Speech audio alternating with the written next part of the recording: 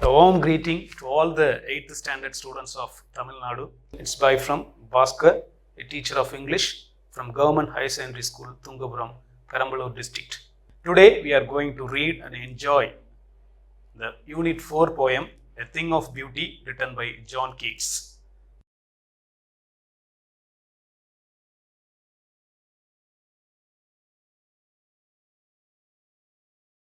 Before we read and enjoy the given poem, I am going to show you some interesting pictures.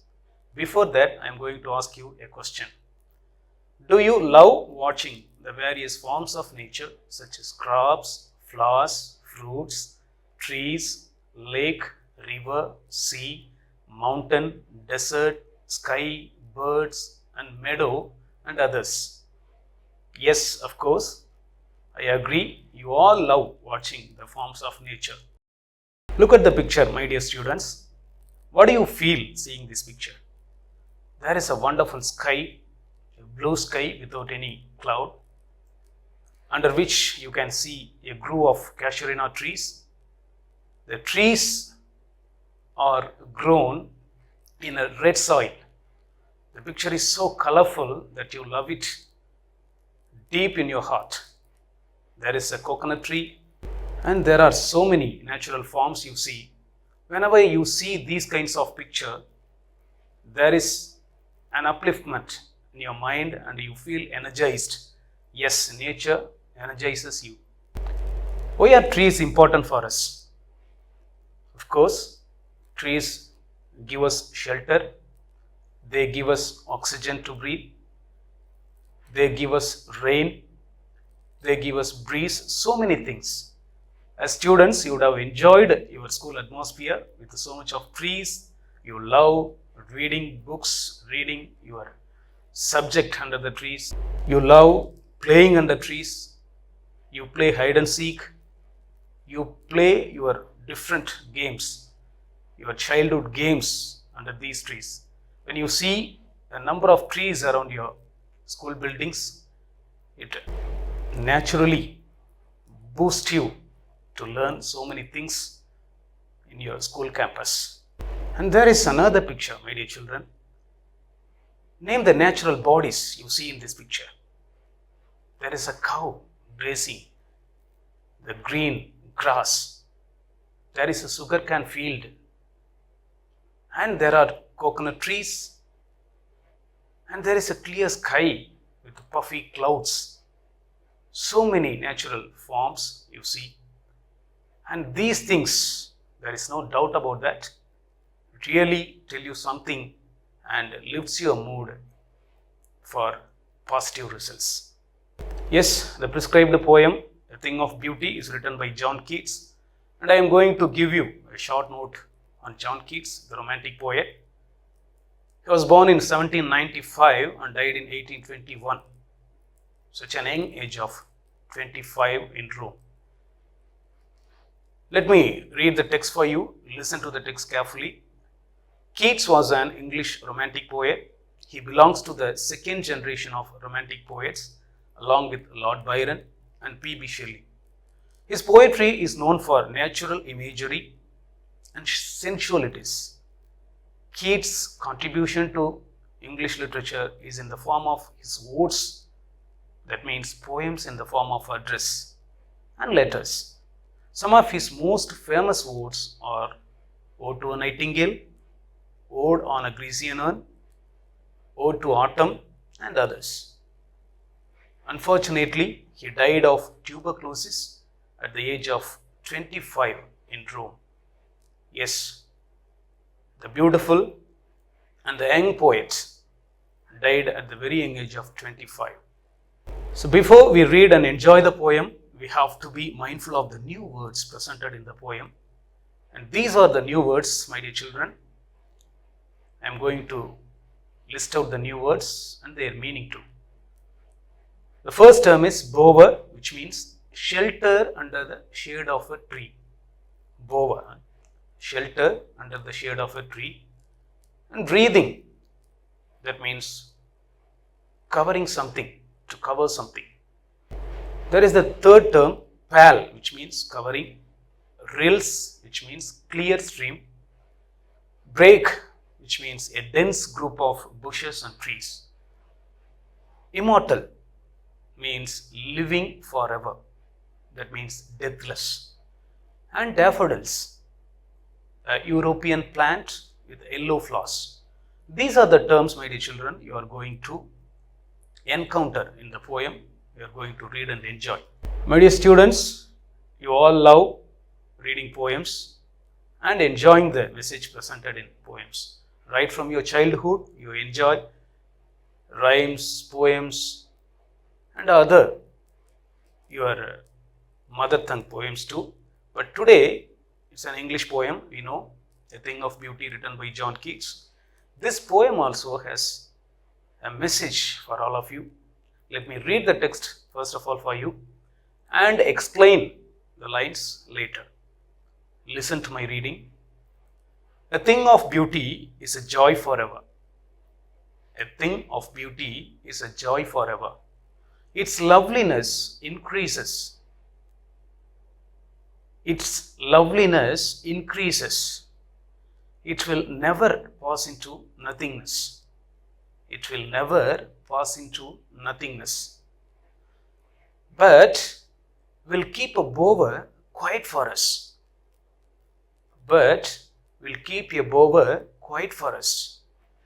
And a sleep full of sweet dreams and health and quiet breathing. And a sleep full of sweet dreams and health and quiet breathing. Therefore, on every morrow are we wreathing a flower band to bind us to the earth. Therefore, on every morrow are we wreathing a flower band to bind us to the earth. Some shape of beauty moves away the pall from our dark spirits. Some shape of beauty moves away the pall from our dark spirits. Such the sun, the moon, trees old and young, sprouting a shady boon for simple sheep. Such the sun, the moon, trees old and young, sprouting a shady boon for simple sheep. And such are daffodils with the green world they live in, and clear rills that for themselves a cooling covert make against the hot season. With the green world they live in, and clear rills that for themselves a cooling covert make against the hot season. The mid-forest brake, rich with the sprinkling of fair musk rose blooms. The mid-forest brake, rich with the sprinkling of fair musk rose blooms. An endless fountain of immortal drink, pouring unto us from the heavens brink. An endless fountain of immortal drink, pouring unto us from the heavens brink. Yes, students, this is the reading of the poem. Hope you have listened to the pronunciation and pause too. Practice reading such kind of poems which will boost your reading practice. My dear children, hope you all will follow what I am saying now. Before we get into the meaning of the poem, we should understand what is the background of the poem. So let us get into the background of the poem. A Thing of Beauty. A Thing of Beauty is an excerpt from the poem Endymion, a poetic romance. The poem is based on a Greek legend in which Endymion, a beautiful young shepherd and poet who lived on Mount Latmos. He had a vision of Cynthia, the moon goddess, and fell in love with her. The enchanted youth resolved to seek her out and so wandered away through the forest and down under the sea. So this is the background of the poem, my dear children. There is the character Endymion, a beautiful young shepherd. He lived on Mount Latmos and he had a vision of Cynthia, the moon goddess. So the poem is all about not the earthly human beings. It has a background of divine creatures in the name of Endymion and Cynthia. And he fell in love with her. So after that, the enchanted youth decided to seek her out, and so wandered away through the forest and down under the sea. But the poem we are going to read and enjoy is the beginning of Endymion. Yes. Now we are going to grasp the meaning of the poem.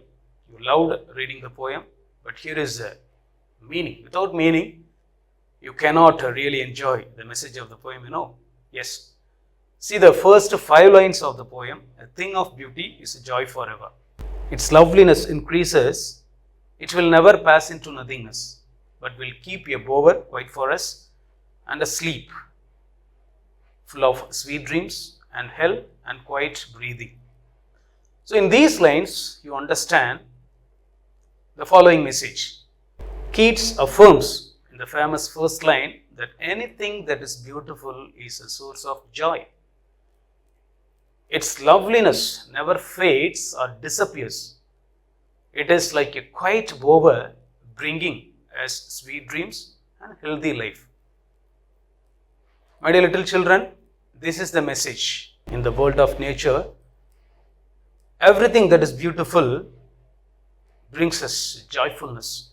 Yes, in the view of John Keats, everything that is beautiful is joyful also. It's a source of joy.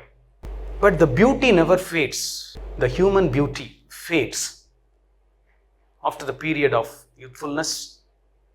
It's temporary. The human beauty is temporary, but the beauty in nature will never fade or disappear. This is the message John Keats gives us. It's like a quiet bower. It gives us sweet dreams as well as a healthy life. See the next set of lines. Therefore, on every morrow are we wreathing a flower band to bind us to the earth. Some shape of beauty moves away the pall from our dark spirits. Listen to the meaning of these lines. The poet says that we are bound to earthly life of materialistic things. But the beautiful forms of nature remove the sorrows of earthly life and keeps us enlightened. You see the first 2 lines. Every morrow, day by day, we are wreathing a flower band to bind us to the earth. So every day, we make the habit of depending upon nature for everything. There is no doubt about that. For everything, we depend upon nature. When you see a beautiful picture, when you see a beautiful form of nature in the form of sun, moon, leaves, trees, rivers, meadow, the moment you see the form of nature, it removes the sorrowfulness in your life. The sorrow of earthly life is immediately removed when you see a beautiful form in nature. Yes, it removes the dark spirits from our human life. There is another set of 4 lines. Such the sun, the moon, trees old and young, sprouting a shady boon for simple sheep. And such are daffodils with the green world they live in. So in these lines, Keats presents various natural forms, variety of natural forms in the form of sun, moon, trees, daffodils, because Keats is naturally a poet of nature. People call him often a chameleon poet. He transforms his mood according to the forms of nature. So that's why we call him a chameleon poet. So in these lines, what he conveys, see the meaning.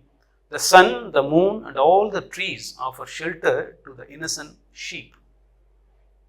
Daffodils, the flowers, to serve the same with their green world. Even in the picture I showed you for motivation, you saw a cow grazing the green grass. This is the thing, my dear little children.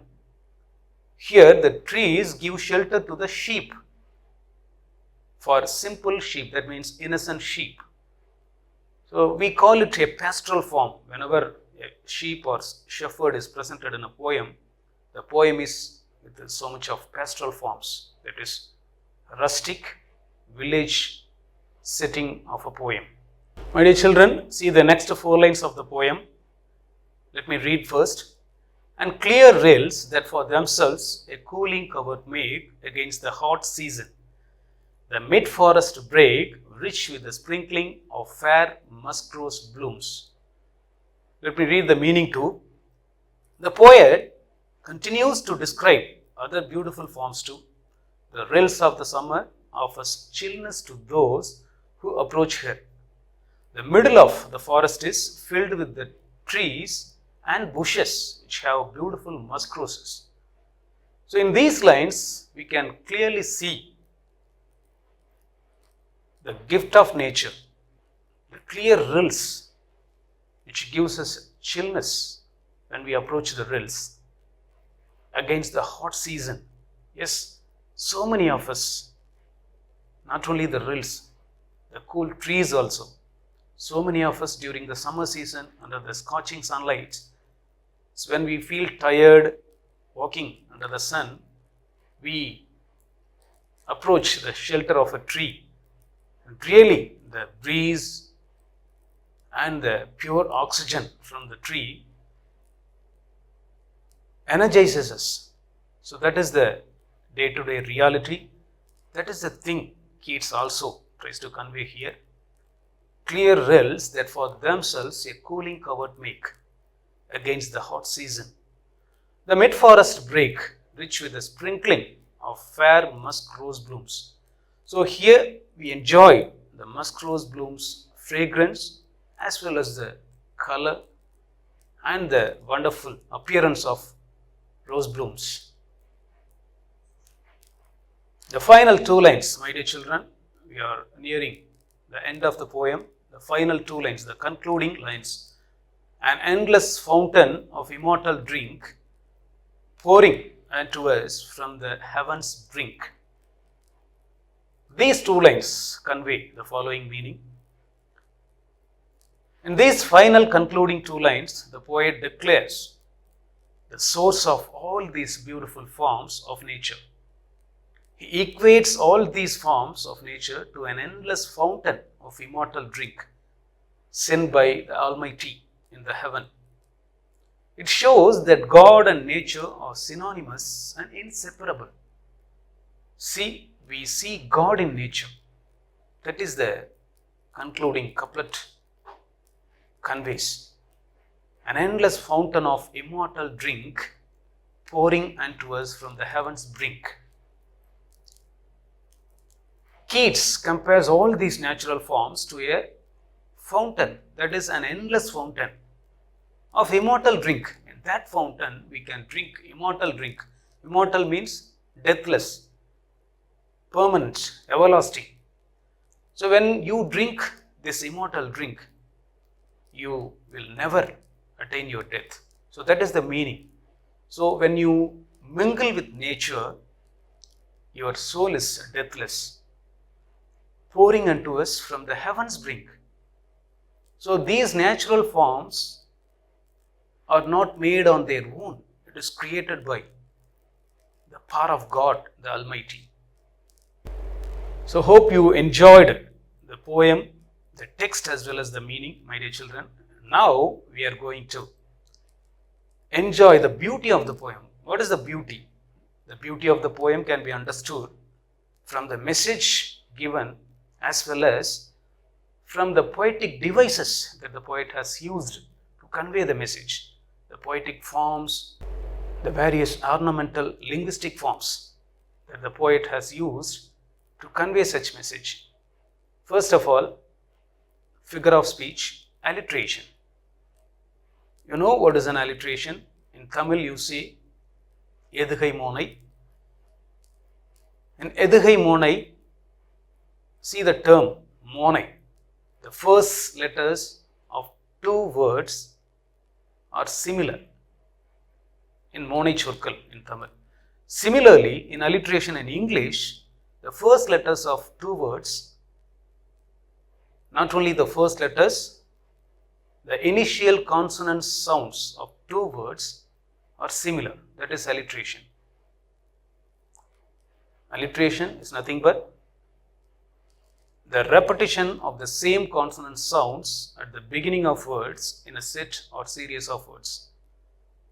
So in this poem also, John Keats has presented alliteration to add the beauty to the poem.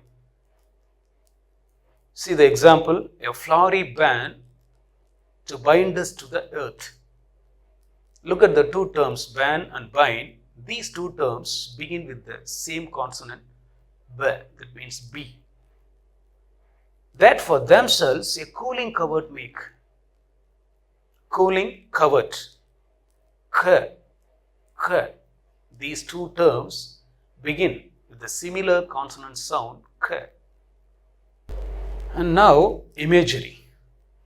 So already I said Keats is a poet of sensualities. So without the participation of senses, you cannot enjoy the poems of Keats. He is a poet of sensual beauty. So here is the set of lines which have various imagery. We know there are 5 senses. For each sense, there is imagery: visual, auditory, olfactory, tactile and gustatory. These are the 5 senses as a human being we have. So according to these senses, poets use certain words to convey, to satisfy those senses. Imagery is the way that a writer helps readers visualize or see in their minds what is being described. These images often suggest emotions. Images appeal to one or more of the 5 senses: sight, hearing, touch, taste and smell. These are the example lines. A sleep full of sweet dreams. When you hear the term sweet, yes, it makes you feel the sense of taste. That is gustatory. We say gustatory imagery. Another line, an endless fountain of immortal drink. The same sense is repeated here, immortal drink.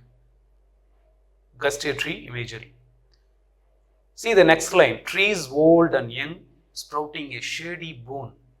So shady boon, it gives visual imagery. When you see a shade, when you listen to the term shade, immediately you think of a shade under a tree. So shady boon is a visual imagery. A flowery band to bind us to the earth. So we are bound to earth. So touch, here we feel the sense of touch, tactile imagery. My dear children, I hope you understand what is an imagery. So my dear little children, I hope you would have enjoyed reading and understanding the meaning of the poem, as well as the poetic devices used by the poets. Now I am going to evaluate your understanding of the poem. First question, according to the poet, a thing of beauty is dash.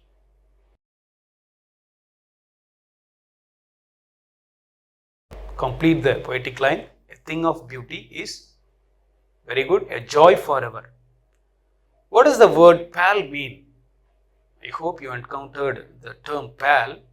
So what does the word pal mean? It means, very good, covering. Next question, fill in the blank. A thing of beauty is an excerpt taken from the poem. Yes, Endymion, a poetic romance. Next question, which period of English literature does Keats belong to? In every literature there are periods. John Keats, which period of English literature does Keats belong to? Very good, Romantic period. Next question, pick out the words in alliteration. I am going to present you the poetic line. You are going to find out the words in alliteration. Rich with the sprinkling of fair musk rose blooms. Rich with the sprinkling of fair musk rose blooms. Have you got it? Yes. Alliterated words, rich and rose. Next question, pick out the rhyming words from these lines. An endless fountain of immortal drink, pouring unto us from the heaven's brink. So these are the two concluding lines of the poem. An endless fountain of immortal drink and pouring unto us from the heaven's brink. Yes, very good. Rhyming words are drink and brink. Yes, my dear little kids, the final image of my class tells you everything about nature. There is a city which is under a blue clear sky with so much of fleecy clouds. You can enjoy the setting. Without nature, we are nothing. So it gives you the message. We are always depending upon the forms of nature, and we must be grateful. That is the thing you should understand. The thing of beauty is joy forever. It's not only for entertainment. These natural forms are traveling along with us throughout our life. You cannot separate a human being from nature. Human beings and the forms of nature are inseparable. So from this class, my dear, curious, wonderful children, what do you understand? We should reflect on this question. From the poem, what we understand is we should protect the natural bodies which are the gift of God. These natural bodies are gift of God. We encroach the places originally belong to natural bodies and in turn suffer later in forms of floods, drought and other natural calamities. You see, in this pandemic situation, you already know we are running out of oxygen. We are artificially producing oxygen in factories. But do you know, trees are the rich source of oxygen. So we should plant more number of trees around us which give us ample amount of oxygen. Nature is the best medicine we can turn to whenever we feel down or upset. That's why Wordsworth, another romantic poet, said, "Nature is my teacher." What a wonderful saying. Nature is my teacher. So nature guided him throughout his life to lead a better life. Little children, you should also protect your natural surrounding, protect the forms of nature to lead a healthy life, so much of blessings. Thank you all for your patient listening. See you all in next video. Thank you.